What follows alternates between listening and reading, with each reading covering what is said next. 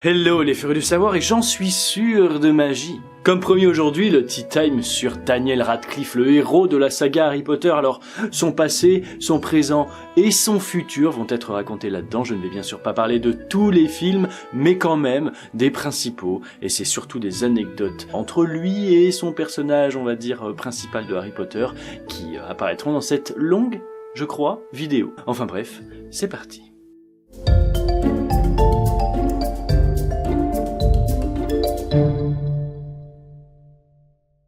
Daniel Jacob Radcliffe est né le 23 juillet 1989 à Fulham, à Londres. Sa mère Marcia est agent de casting et son père Alan est agent littéraire. Des métiers pas anodins quand même. Il soutient énormément l'équipe de foot de sa ville natale et il écoute beaucoup de rock et de Britpop. Dans ses interviews, c'est souvent les mêmes noms qui reviennent. Red Hot Chili Peppers, U2, Muse, Stereophonics. En 1999, notre cher Dan obtient son tout premier rôle grâce à sa maman qui a envoyé à la BBC un Polaroid de son fiston. C'est pour le film David Copperfield. C'est un film très important et d'ailleurs sur ce tournage, il rencontre Maggie Smith qu'il retrouvera dans la saga Harry Potter dans le rôle de la professeure de métamorphose, Minerva McGonagall. Le film est assez bien noté, ce qui est un très très bon début pour notre cher Daniel Radcliffe. Oh et mention spéciale pour notre chérie à tous, Imelda Staunton, qui elle aussi rencontre le jeune Daniel Radcliffe sur le lieu de tournage de David Copperfield. On la retrouvera en Dolores Umbridge dans le 5e tome Harry Potter. Et c'est vraiment l'année suivante qu'il va devenir le plus connu de tous. Après avoir joué Mark Pendle dans un film Le Tailleur de Panama, où il rencontre d'ailleurs aussi sur le lieu de tournage Brendan Gleeson, qui jouera Maugrey Folleuil dans pas mal de Harry Potter, eh bien, notre cher Daniel va, avoir la chance de sa vie dans une salle de théâtre. C'est en 99 quand le producteur David Heyman, chargé de la production de tous les Harry Potter, mais en tout cas pour le coup là, du premier, eh bien, ce cher David Heyman se rend dans une pièce de théâtre. Et qui c'est qui est assis derrière lui? Devine. Et oui, Daniel Radcliffe est son papou. Et alors, David Heyman va confier n'avoir rien regardé de la pièce de théâtre, et c'est là que ça devient flippant, puisqu'il était obnubilé par ce jeune homme d'à peine 10 ans derrière lui, qui dans son regard comportait énormément d'intelligence et de sagesse. Notre Dan est choisi pour jouer Harry Potter. Tu vas voir, ton portefeuille va être bien rempli, mais aussi et surtout, ta cote de popularité va exploser toutes les autres, en tout cas auprès des jeunes fans. Je te passe bien sûr les anecdotes classiques du tournage, comme par exemple à partir du 6 où ils ont tous les trois, le trio, pas trop voulu signer pour la suite, enfin patati patata, ça sert à rien, j'en ai déjà parlé dans le Tea Time sur Emma Watson et le Tea Time sur Rupert Grint, que tu peux tous les deux retrouver dans la playlist qui s'appelle Potterhead. Comme ça c'est plus simple, on s'y retrouve. En tout cas en 2007, pour son rôle dans l'Ordre du Phénix, Daniel remporte la récompense du meilleur acteur. C'est le fameux National Movie Award.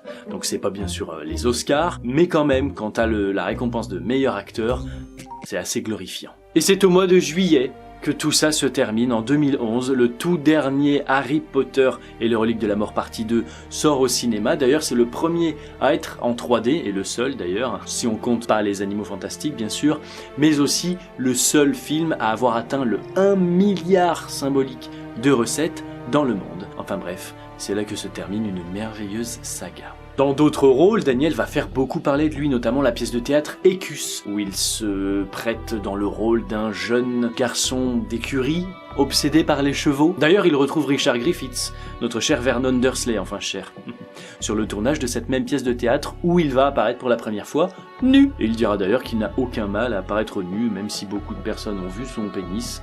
Il n'y a pas de... Enfin voilà, c'est pas quelque chose qui le gêne. Il pourrait être gêné par son 1m65, je parle de sa taille complète, mais voilà, son pénis il s'en fiche. Eh bien tant mieux Daniel, tant mieux. Il y a aussi le moment où il a prêté sa voix, et c'est assez comique, à Edward Cullen, notre cher vampire de Twilight. En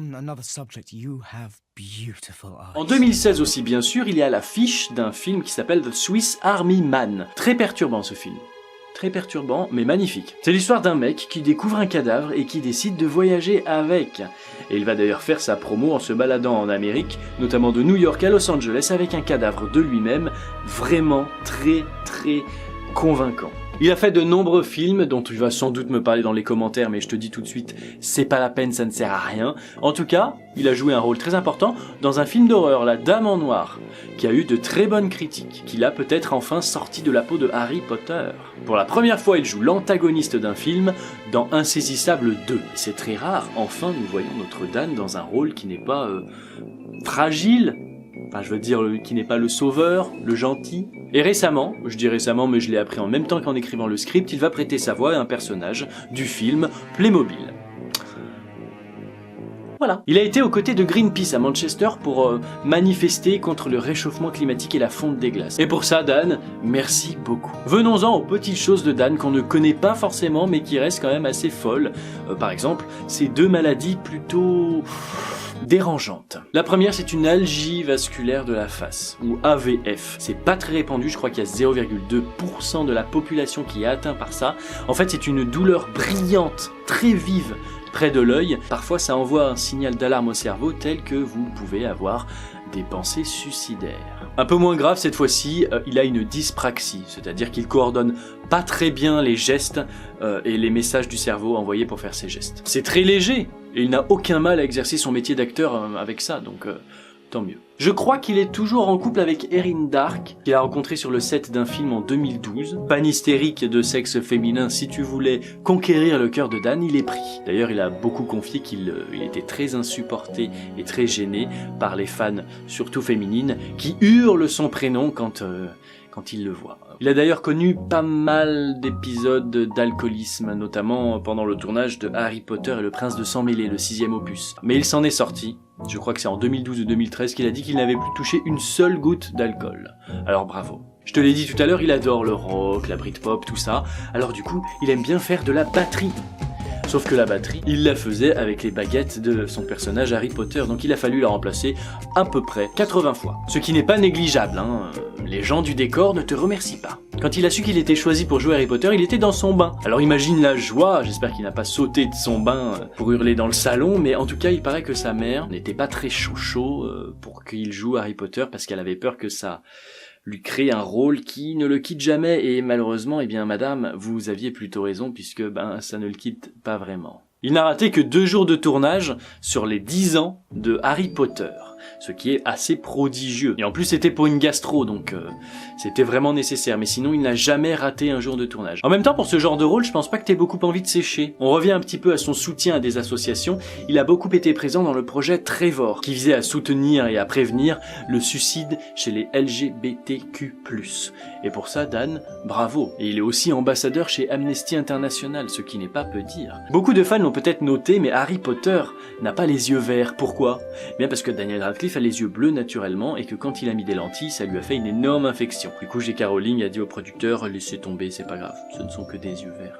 Quand il a entendu chanter pour la première fois Justin Bieber, il a cru que c'était une fille. Aujourd'hui encore, il a des doutes. Dans les films Harry Potter, quand tu les vois face à un livre, eh bien en fait, il y a leur vrai cours à l'intérieur. Le producteur a eu cette idée brillante, puisque parfois, eh bien, quand il y a des cuts, des coupés en plein tournage, eh bien, eux comme ça, ils peuvent réviser, puisque évidemment, ils étaient tous déscolarisés. Ils étaient tous déscolarisés, donc forcément, c'était vraiment une idée brillante. Il fumait beaucoup à une époque, si bien qu'il était appelé Harry Puffer. Et il ne fumait pas que du tabac d'ailleurs. Hein. Puffer, ça veut dire souffler. Il paraît qu'il fumait vraiment beaucoup. En tout cas, c'est ce qu'ont dit les autres membres du casting. À la mort d'Alan Rickman, alias Severus Rock bien sûr, Dan s'est beaucoup confié sur l'aide que lui a apporté cet acteur. La première fois qu'il l'a vu, c'était plutôt en mode j'ai très peur. Il parlait beaucoup de ses phrases glaçantes et de sa voix très rauque. Et ça, bien sûr, c'est ce qui l'a rendu célèbre aussi. Il dira surtout d'Alan Rickman qu'il était très drôle, fragile et de très bons conseils. Il était son mentor, hein. Et Alan Rickman avait d'ailleurs beaucoup aidé le trio pour des conseils sur leur manière de jouer. Je crois que tous l'adoraient énormément.